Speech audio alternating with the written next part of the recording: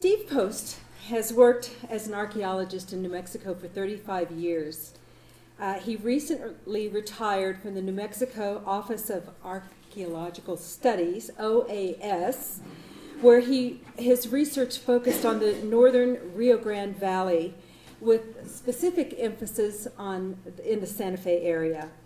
He's authored numerous reports and articles. His studies have covered 7,000 years of Santa Fe's past, which is a bit, and from the early hunter-gatherer camps to the Spanish Colonial barracks behind the Palace of the Governors to the School for Advanced Research campus here, and the Santa Fe Trail ruts in southeastern Santa Fe. He continues to consult on projects in Santa Fe and northern New Mexico, and what he didn't include in this bio is that he is #2 champion in his age group in tennis in New Mexico.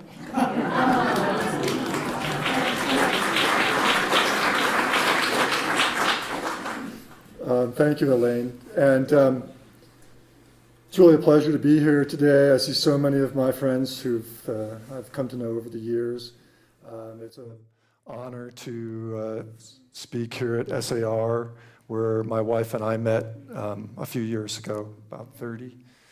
So I have some very deep memories here at SAR, and really look forward to talking to you all today. My talk is inspired by living and working in Santa Fe over the last 28 years, which fueled an ongoing interest in the relationship between land and neighborhood. While downtown Santa Fe and its near neighborhoods are discussed and described in a number of books and articles, Southeast Santa Fe is usually a paragraph at the end of East Side histories. It's just kind of peripherally noted. And really more recent histories are buried in the gray literature of the many archaeological studies that have been completed in the last 26 years of Santa Fe's Archaeological Review District's ordinance review process. Not surprisingly, a lot of what I'm going to talk about today is informed by archaeological and historical research that I have conducted over the years, and also the work of many valued colleagues, including Dave Snow, who's here, Dee Dee Snow, who's here, Ron Winters, Linda Tegas, Mike Patel, and a host of others who have made very valuable contributions to the study of the history of Santa Fe. So why acequias, trails, roads, land grants, and urban expansion? I'll get this to work. Southeast Santa Fe has a long history as open space, a place for gathering resources to support daily life. For the first 6,850 years of its history, few people, if anyone, lived there permanently, and it seems that they rarely returned to the same place to carry out their daily activities. Thus, the record is very ephemeral and made up of isolated artifacts, a few scattered features across a landscape that reflects more the noise of the human past rather than substantial material manifestations of past activities. To provide a more kind of concrete but still fuzzy and incomplete story, I've chosen to start my talk in the early 1700s, so I'm not going to talk about 7,000 years of history in 45 minutes today. After the colonial settlers returned from Santa Fe following the Pueblo Revolt, it's a time when historical records become available on the expanding land use of the open spaces south and southeast of Santa Fe. And it's after this time that acequias, trails and roads, and land grants form the framework and story of the neighborhood that many of us know and love today. To bound my talk, I'll be working within a 5 square mile area that starts just south of Acequia Madre, and just at the southern boundary of the Quail Run subdivision, wraps around to the upper reaches of the Arroyo de los Chamisos, and just west of Old Pecos Trail. For the late territorial and statehood periods, I plan to focus more on the northern half of this area, and particularly on lands acquired by the Vargas Development Corporation in the 1920s. Physiographically, the southeast side is bounded on the east by Sun and Moon Mountain and Talaya Hill and the upper channel of the Arroyo de los Chimizos. And from the base of Sun and Moon Mountain, a gentle colluvial slope fans out to the west and southwest with intermittently deep sandy loamy soils overlying calcareous bedrock and mixed granite detritus. The slope is drained by numerous arroyos of small tributaries of the Arroyo de los Chimizos, most notably the Arroyo de los Pinos, and other drainages, including Arroyo Tenorio, Arroyo Tierra Blanca, for example, which drain north and west into the Santa Fe River. Also, the Alto de los Chimizos divides the two drainages and is an important physical feature in southeast Santa Fe's past. You can see it's a very grassy, gently sloped plain with, at this point in 1936, most of the pinon and juniper restricted to the upper reaches of the foothills and their near aprons or near slopes. More recently, you can see how protecting our trees and a little change in the climate has expanded the extent of pinon and juniper across southeast neighborhood, giving it some of its special natural character. Now, within our 5 square mile area, archaeologists have conducted almost 70 survey projects that have covered 700 acres, or roughly 20% of the area.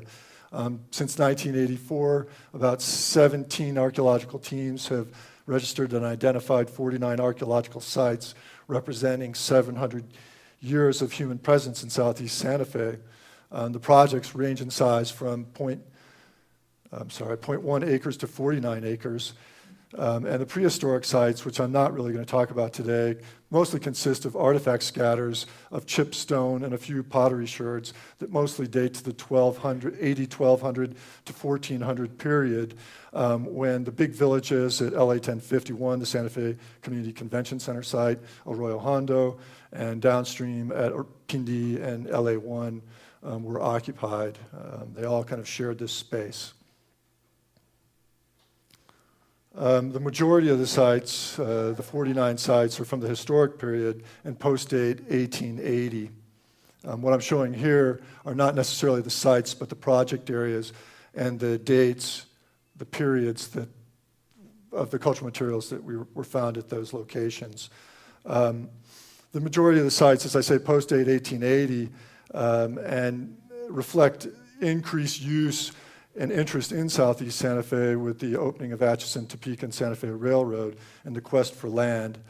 Typically, these historic sites contain domestic and travel refuse, including bottle fragments, canning jars, food cans, coal, houseware, dishwares, and a little bit of hardware. And surprisingly, few camps that are directly associated with the Santa Fe Trail have been located.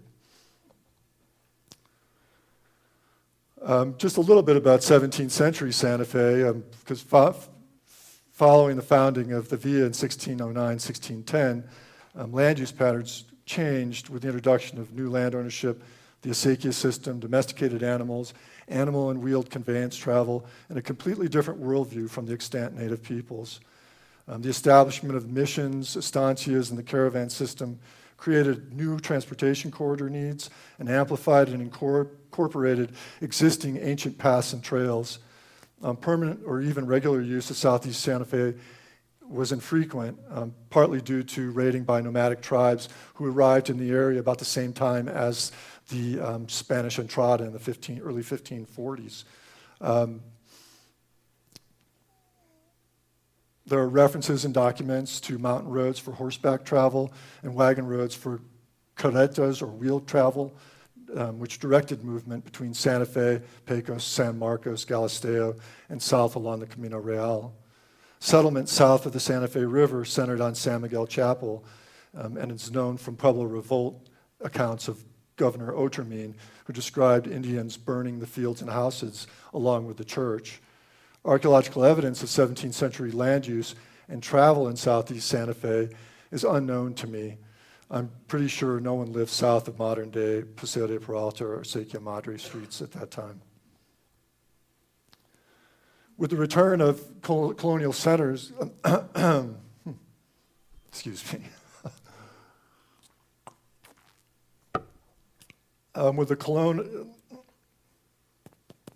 with the return of colonial settlers in the 18th century, Santa Fe grew tremendously. The 1766 or 1767 map, I'm never sure which, of Santa Fe by Joseph or Jose, he signs it Joseph, but I've also heard him referred to as Jose, de Urrutia, shows settlement focused on the Santa Fe River and its acequias. Southeast Santa Fe is below the southern border of the map, which approximates the city limits until incorporation in 1891. Travel in and out of the villa was by a series of roads, which include two Caminos de Pecos. Here's one, and here's the other, which exited town to the southeast. All researchers agree that the West Camino de Pecos, which passed San Miguel Chapel, is equivalent to the modern-day Old Santa Fe Trail and former College Street. The relationship between the East Camino de Pecos and later Caminos de Pecos mentioned in land grant testimonies and boundary calls is less certain.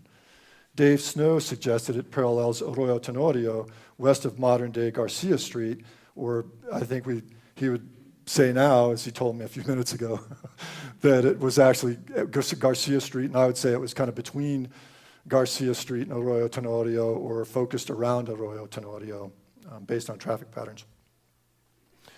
But I wanted to test Dave's observation about the location of the two roads, and so I plotted the roads on a USGS map using distance information obtained from a GIS rectified version of the Urrutia map provided to the city of Santa Fe by Tara Plewa not too long ago. And as you can see, this is the West Camino de Pecos. This is the East Camino de Pecos, lining up with Garcia Street. And you can see that Dave's astute observations made in 1994 hold true. Also in my mini spatial analysis, I found that the West Camino de Pecos exits the map at the Y of Old Pecos and Old Santa Fe trails, which is an important landmark in subsequent and land grant claims and on the sketch maps that accompanied them. I would further speculate, based on this very brief analysis, that the Y existed well before 1766 as an alternate route to the East Camino de Pecos, which followed the base of the foothills while exiting town. This would mean that Arroyo Tenorio, or Garcia Street, in the 18th century was an important thoroughfare in southeast Santa Fe, which Dave Snow also suggested in 1994. The West Camino de Pecos fed roads to Galisteo and ran south to Arroyo Hondo Canyon. 20th century aerial imagery also shows it served local needs and forked at Arroyo Hondo to join with major roads to Pecos and Galisteo, which were heavily used in the 19th century after the opening of the Santa Fe Trail.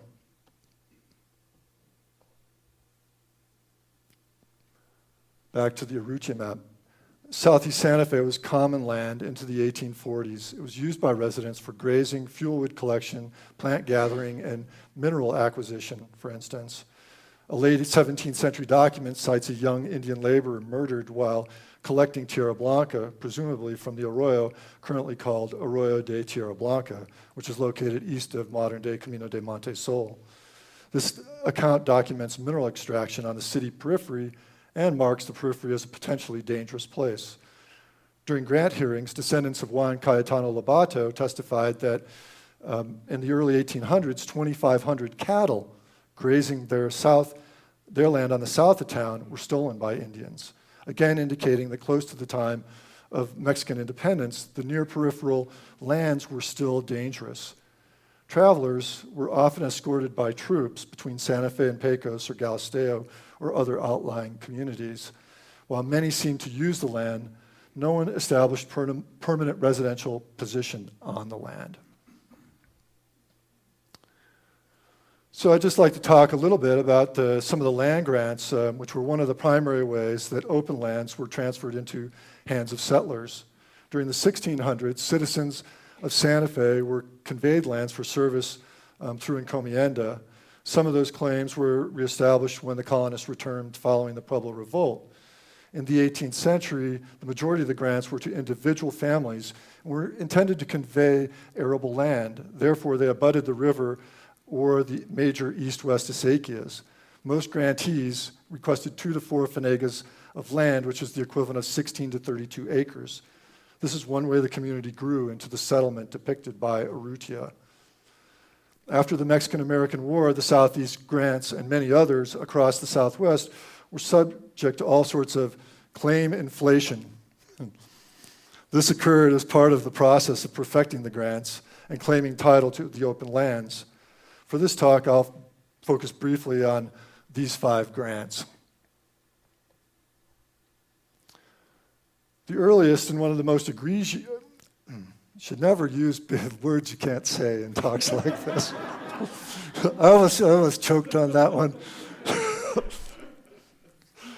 The earliest and one of the most egregiously overinflated was the Sebastian de Vargas grant. Petitioned and granted for services provided by Sebastian de Vargas, who was a blacksmith as well as a member of the Royal Army, he was granted the land in 1728. The grant was reputed in later testimony to cover 42,000 acres. Quick math, that's about 60 square miles. According to documents and testimony, the west half of the grant was sold by Sebastian de Vargas to Tomás de Sena in 1742, and you're going to hear that year over and over here. The east half was sold to Juan de Uriosti in 1760 for the equivalent of $300 for nearly 13,000 acres. So land was relatively inexpensive at that time, if in fact Sebastian de Vargas really had that land to sell. This grant was important because it encompassed a huge part of the open space or common lands that later became ranches and homesteads south of Santa Fe. The other 4 grants to the north allegedly abutted the Sebastian de Vargas grant. The east boundary of the grant was the road to Pecos or Las Vegas, later the Santa Fe Trail. The dividing line between the west half and the east half was the national road to Galisteo. So here we are with some of the smaller grants. Luis de Armenta petitioned for 2 fanegas of farmland for his family in 1732, or roughly 16 acres. The sketch map of the grant presented in 1892 shows a claim of 623 acres. Important for some of our discussion is the west boundary, which is the road to Pecos, and the east boundary, which is the east road to Pecos, both of which leave from the Y, which we all know for Old Pecos Trail as Old Pecos Trail and Old Santa Fe Trail. The sketch map illustrates the relative locations of the east-west arroyos, which would have been important for water control as they were diverted to feed some of the acequias. There, I used the word acequia in my talk, as well as pathways to move people in and out of the land, in and out of the settlements.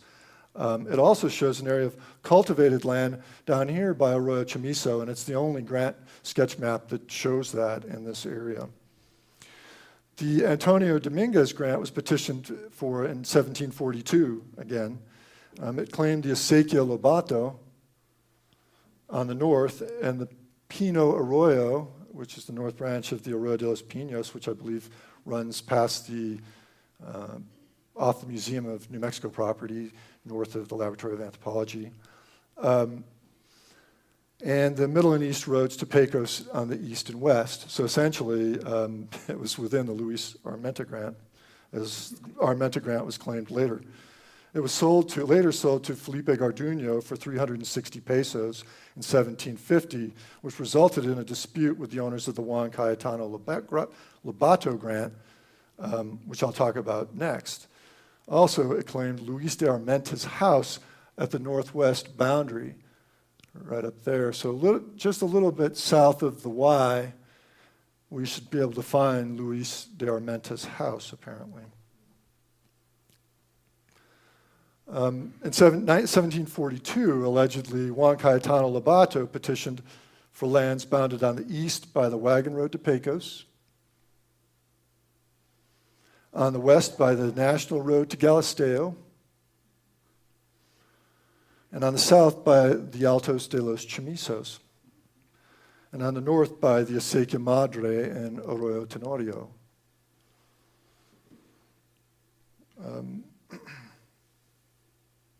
Which were found within the, it encompassed the major east-west arroyos as well, and which are found within the Luis de Armenta grant as well.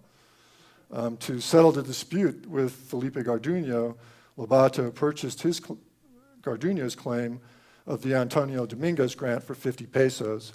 Basically took a 310 peso loss, Garduño did. This grant was alleged to cover 1,000 acres and would have engulfed the Armenta grant and the Antonio Dominguez grant. Finally, a grant to Bartolome Marquez and Francisco Padilla was conveyed in 1742 as well, it claimed the road to Pecos as its west boundary. There's some patterns here. The Arroyo de la Tierra Blanca for its east boundary. So my assumption had always been that that Camino de Monte Sol would have run along here, and then in working for the School for American Research in 2011, I looked at all the documents from the 1920s, and that showed Arroyo de la Tierra Blanca runs right through the middle of School for American Research property, which is quite a distance from where I always thought it was, and that caused me quite a bit of head scratching and consternation that I finally resolved in my own mind as part of the research for this talk. Anyway, all the landmarks for the Marquez y Padilla grant are familiar. They include the Arroyo de la Tierra Blanca, which is where the white calcareous or limey soil could be obtained.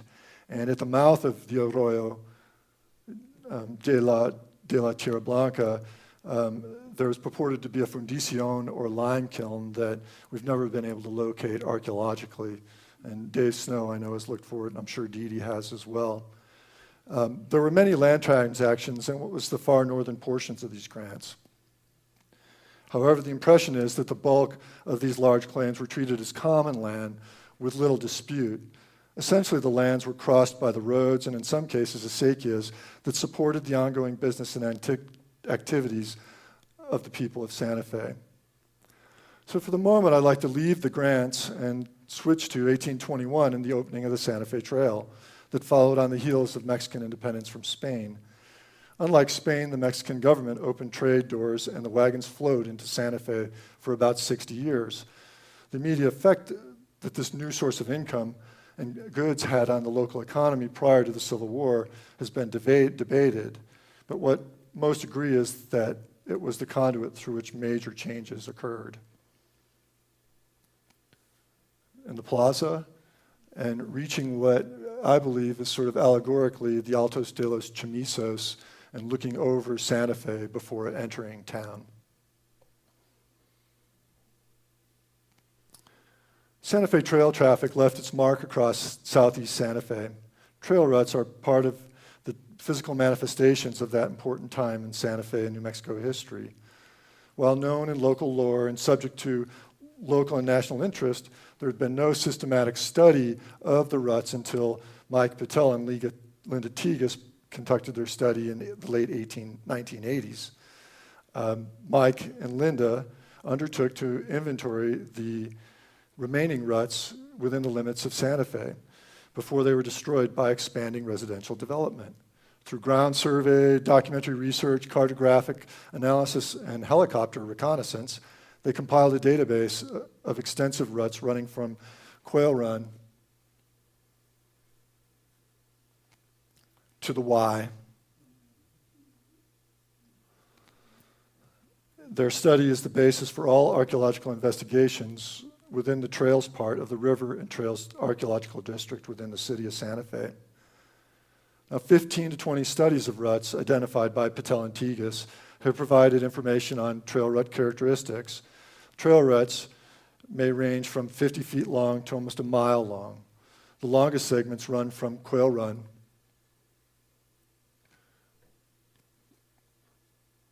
up into the Los Senderos and de Vargas High subdivisions.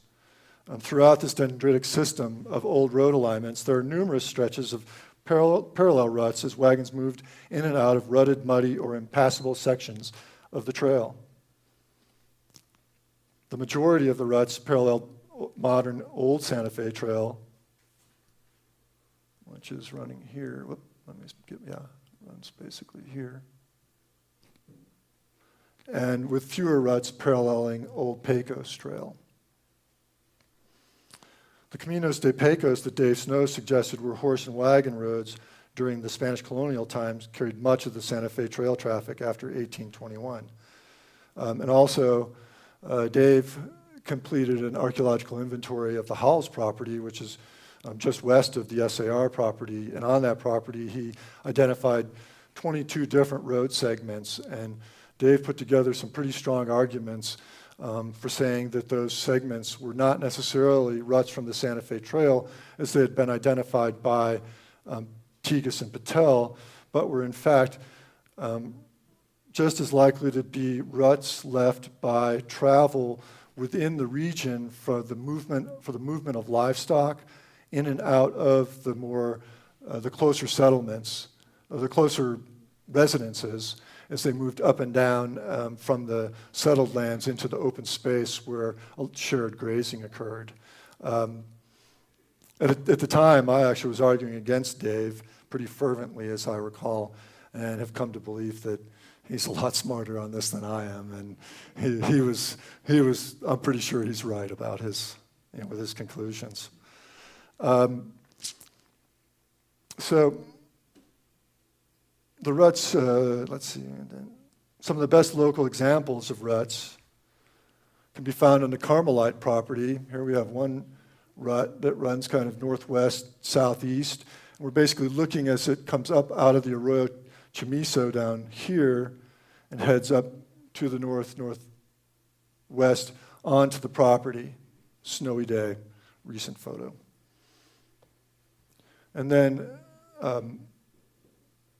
forking west off of that major kind of northwest rut is another really well-defined rut that runs all the way to Camino de Monte Sol and likely hooked up with a historic road that joined the Camino or road to Llanitos, which is the road that ran along Arroyo de los Chamizos east of Sun and Moon Mountain to farmed lands that were associated with the springs located back there, and then hooked up with the East Camino de los Pecos and eventually ran down through the Howells property in Arroyo Tenorio and into Santa Fe. And then also we have ruts. This is facing south back towards Museum of Indian Arts and Culture, looking at a very shallow swale that is marginally preserved, that represents one of the main segments that would have been the central part of the Santa Fe Trail system coming into Santa Fe. Santa Fe Trail traffic was heavy into the 1870s, tailed off with the opening of the railroad in 1879, and essentially supported local and regional traffic until it was moved to its current location in support of early 20th century automobile travel.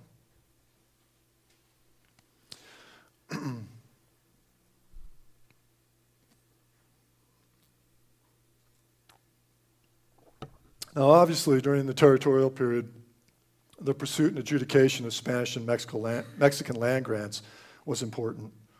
Following the signing of the Treaty of Guadalupe Hidalgo, which protected the rights to land claims made by descendants of Mexican and Spanish citizens, descendants or those who had bought from descendants presented their claims to the Office of the Surveyor General, which is created in 1854 for review and recommendation to the U.S. Congress for confirmation or rejection. For 38 years, this uneven, unfair, and often corrupt process continued. And a big part of the process was the regular inflation of small parcels of land into claims 100 to 1,000 times larger than originally granted. By 1891, many of the grant claims remain unresolved, so the United States Congress authorized a court of private land claims to finish the process. In southeast Santa Fe, the 5 grants introduced earlier were part of this larger story. Here I show a map that was compiled by surveyor William White, trying to compile the information about the grants in Santa Fe, including some of the overlapping that I just described, to try and ascribe boundaries to some of the claims, the Dominguez, Juan Cayetano Lobato, Marquez y Padilla, Sebastian de Vargas, for instance. Basically, the surveyors prepared these sketch maps, they inspected the claims, and attempted to locate survey boundaries that were set 100 years earlier, and sometimes they were just a tree that would likely be dead, or a pile of rocks, or, as you know, these claims can be difficult to relocate. So basically, as I found that all of these claims were essentially 100 times larger than they should have been. And many know that as well, have talked about that as well. In fact, they would have covered twice the actual available area. So they total about 2,000 acres, and this area that I'm talking about today covers about 1,000 acres. These 4 claims were rejected for lack of documentation, inflation, and for conflicting with the City of Santa Fe grant, which submitted for confirmation at the same time. Only the Sebastian de Vargas grant was immune from rejection and substantial reduction. It was confirmed for a whopping 13,000 acres and accounts for a large portion of southeast Santa Fe east of Galisteo Road and south of the Arroyo de los Chamisos.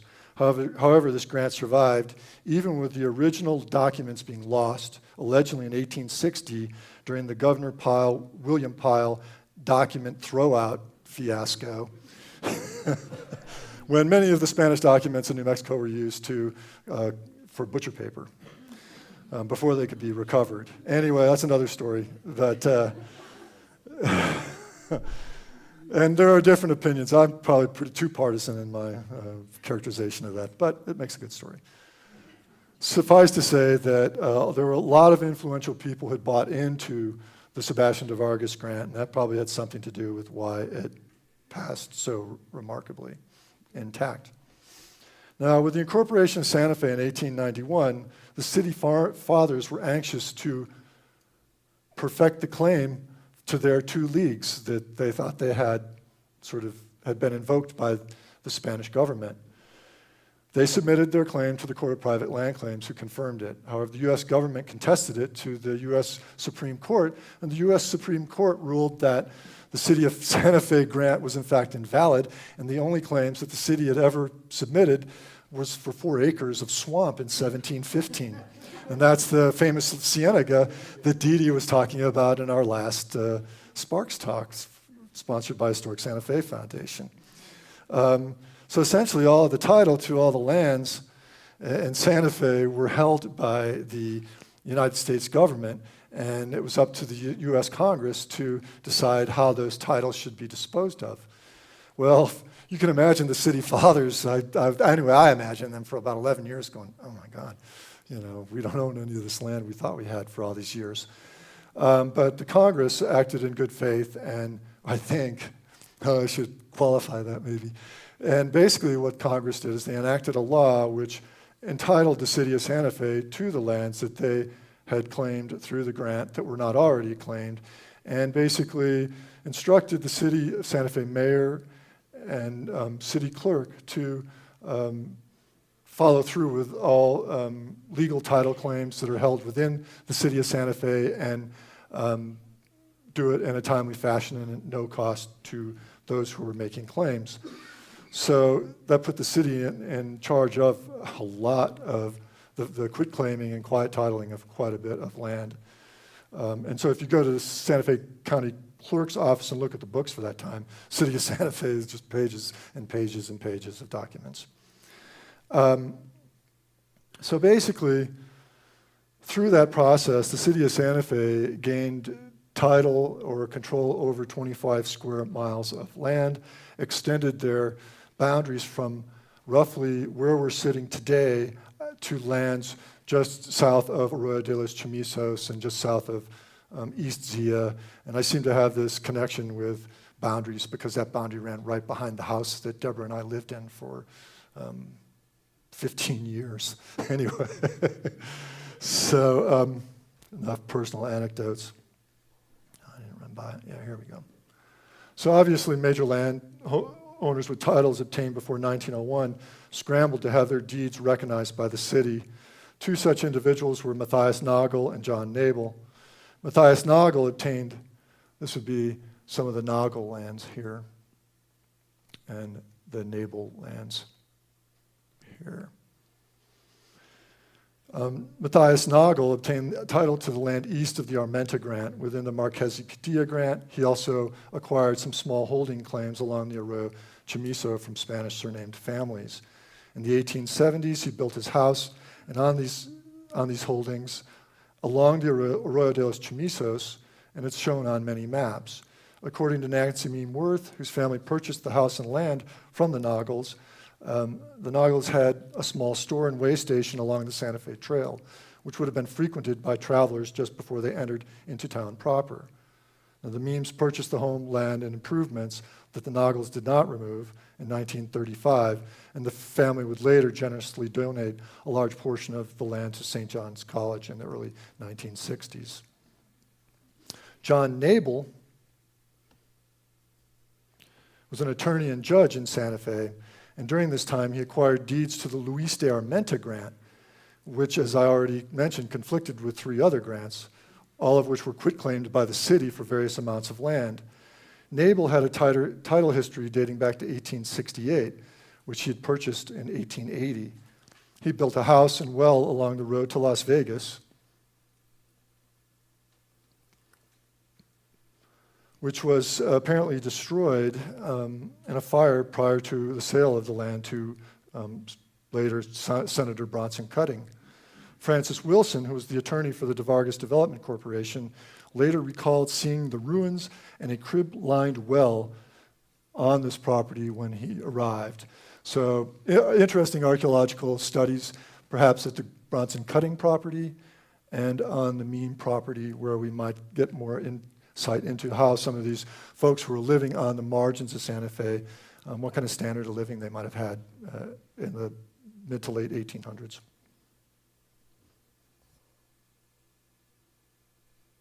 Also, I just wanted to point it out that on this map by White, this is actually a map by William White as well, you can see the rudimentary layout of Sunmount Sanitarium. Just a quick look at, light look at how Southeast Santa Fe looked in the early 1900s. This photo, and this photo are Jesse Nussbaum's photos from about 1912. This is in the Buena Vista subdivision, just west of Old Santa Fe Trail.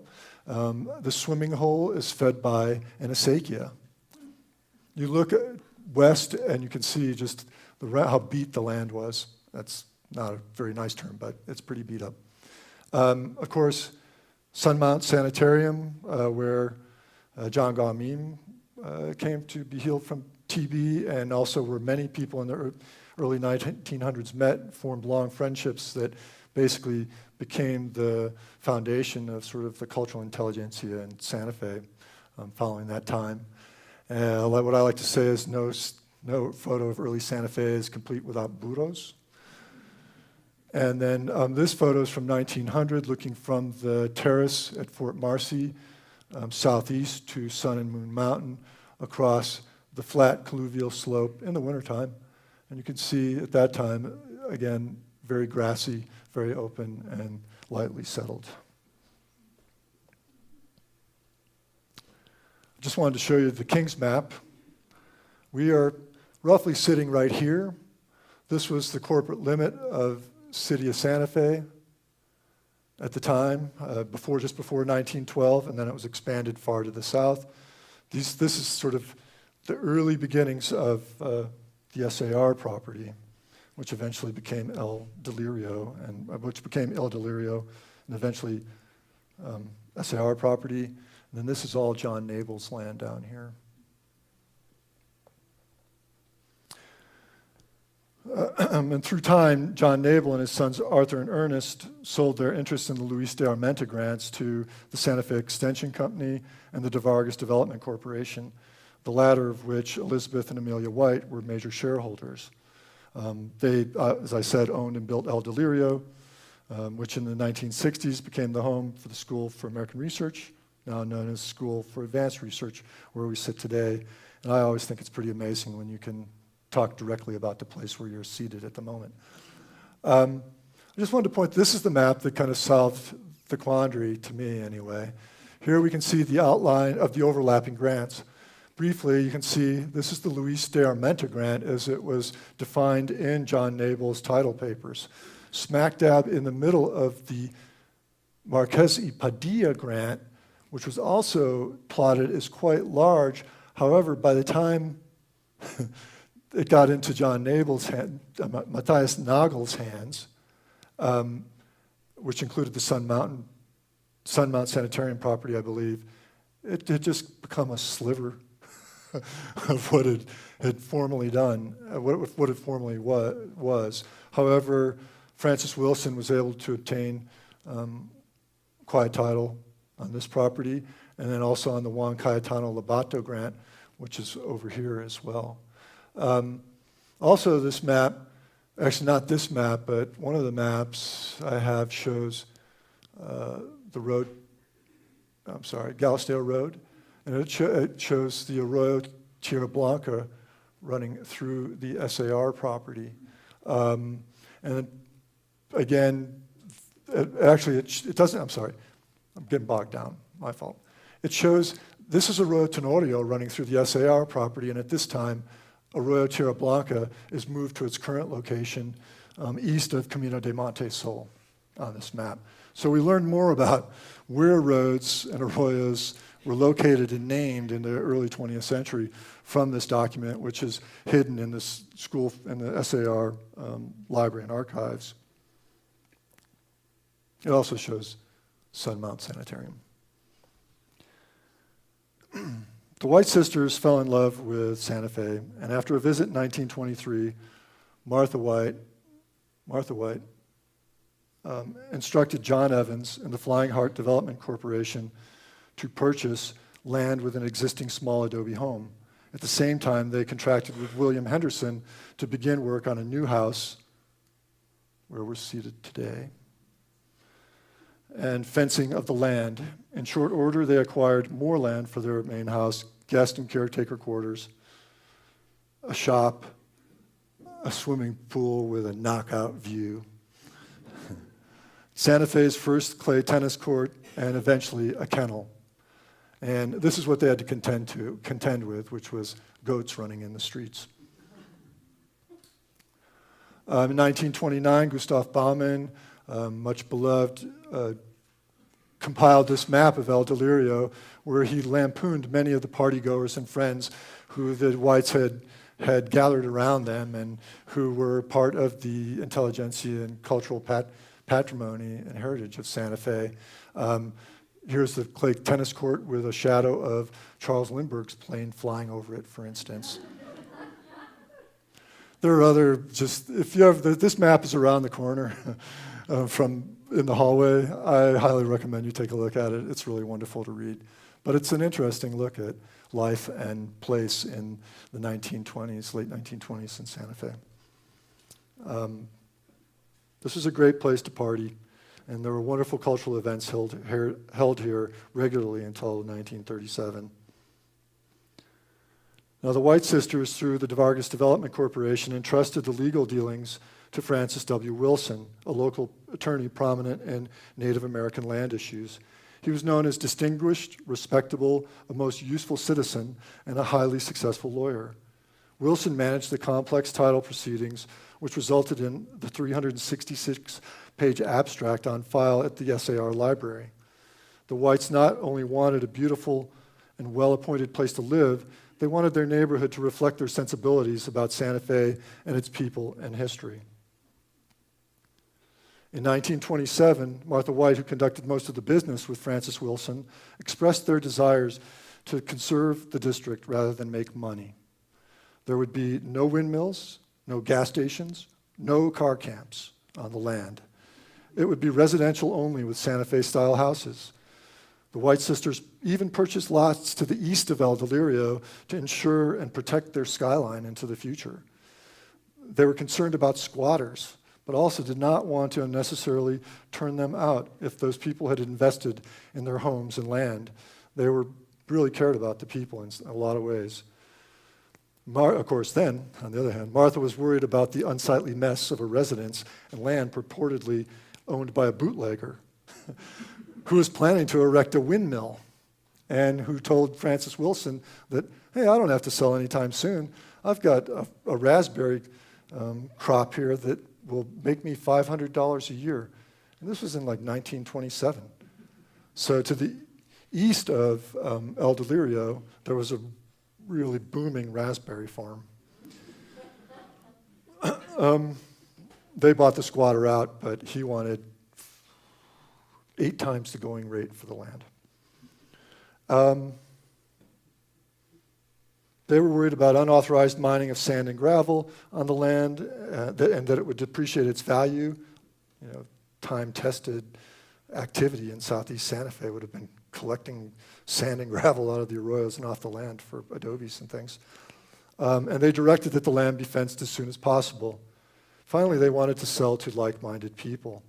To enhance the neighborhood, they, with Bronson Cutting and the Nabel family, donated 49.9 acres of land to the Museum of Laboratory of Anthropology, Inc., which was later designed by John Gaumine. They supplied Mary Cabot Wheelwright with the land for the Navajo Museum of Ceremonial Art when the board of directors for the Lab, Inc. balked at her proposed Hogan-like design for the building. Basically, the White Sisters said, take this land and do with it what you wish. They supported her against the board of directors. So, the Vargas Development Corporation basically split into Development 1 and Development 2, although most of the lands were acquired by about 1930, which totaled about 344 acres, consisting of 123 lots. The roads were winding, the lots were spacious, the subdivision was suited to the land and the heritage of the land. There were bridle paths located in the subdivision, and they also had a space for an arboretum, which is not exactly the location of the new botanical garden, but along the same arroyo. I also wanted to say that the White Sisters were actually very far-seeing when they thought that having a museum on their land would attract people and enhance the value of that land. And it's a lesson that we're learning more about today, how academic institutions are good things to have in your neighborhoods. Plug. So over the years, the Vargas Development Company sales kind of look like, this is my one graph. In the late 1900s, 1920s, 2 lots were sold. In the 1930s, and now we're talking about the Depression era and just before World War II, 19 lots. Following World War II, 63 lots. So there was a real boom and interest in the land that the De Vargas Development Corporation had to offer at that time. And then into the 1950s, still a lot of interest and a lot of sales, mostly, I think, in De Vargas Development number 2, and even one sales in early 1960s. So basically, the White Sisters, through the De Vargas Development Corporation, established the baseline for all subsequent development in the southeast Santa Fe area. They, the Memes, and their neighbors knew the importance of open space to Santa Fe's future that honored its past. Today, we enjoy beautiful exhibits at our museums, attend scholarly lectures and talks at SAR, hike trails that renew our love of the land, and take pride in the work that has gone into preserving and documenting the remnants of the Santa Fe Trail. All of this combines to make the southeast neighborhood Santa Fe's historical and cultural gateway. And thank you.